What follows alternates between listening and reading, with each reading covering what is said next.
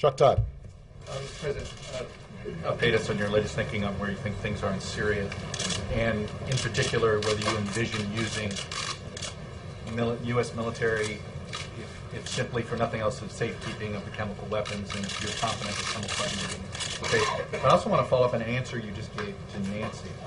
You said that one of the reasons you wanted to see Mitt Romney's tax returns was you want to see if everybody is playing by the same set of rules.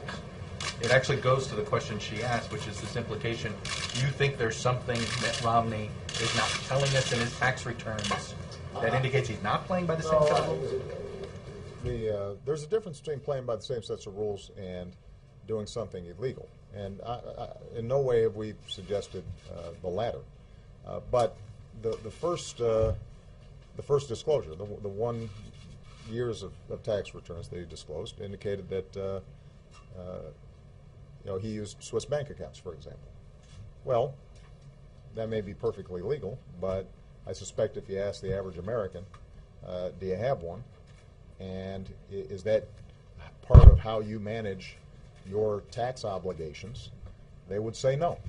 They would find that relevant information, particularly when we're going into a time where we know we're going to have to make tough choices, both about spending and about taxes. So,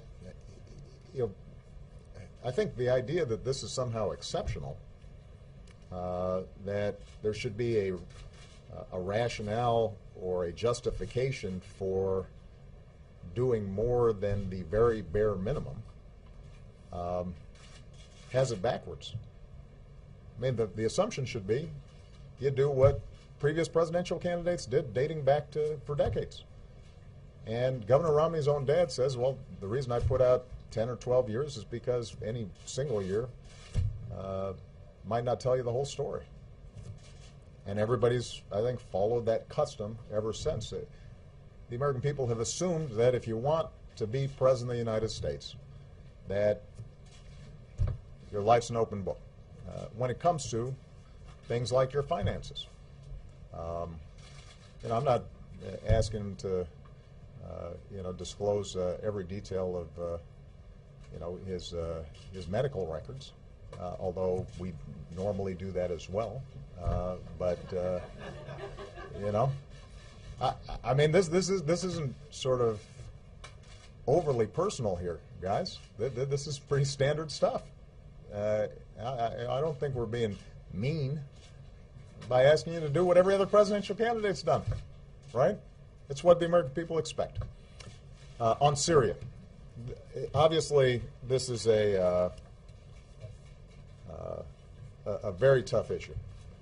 I have indicated repeatedly that President al-Assad has lost legitimacy, that he needs to step down. So far, he hasn't gotten the message, and instead has doubled down in violence on his own people. The international community has sent a clear message that rather than drag his country into civil war, he should move in the direction of a political transition. But at this point, the likelihood of a soft landing seems pretty distant. What we've said is, number one, we want to make sure we're providing humanitarian assistance, and we've done that to the tune of $82 million, I believe, so far. And we'll probably end up doing a little bit more because we want to make sure that the hundreds of thousands of refugees that are fleeing the mayhem, that they don't end up creating or being in a terrible situation, or also destabilizing some of Syria's neighbors. The second thing we've done is we said that we would provide, in consultation with the international community, some assistance to the opposition in thinking about how would a political transition take place, and what are the principles that should be upheld in terms of looking out for minority rights and human rights, and that consultation is taking place. I have, at this point, not ordered military engagement in the situation, but the point that you made about chemical and biological weapons is critical. That's an issue that doesn't just concern Syria, it concerns our close allies in the region, including Israel. It concerns us. We cannot have a situation where chemical or biological weapons are falling into the hands of the wrong people. We have been very clear to the Assad regime, but also to other players on the ground, that a red line for us is we start seeing a whole bunch of chemical weapons moving around or being utilized. That would change my calculus. That would change my equation. It's somehow under its safe. In a situation this this volatile, I wouldn't say that I am absolutely confident. What I'm saying is we're monitoring that situation very carefully. We have put together a range of contingency plans.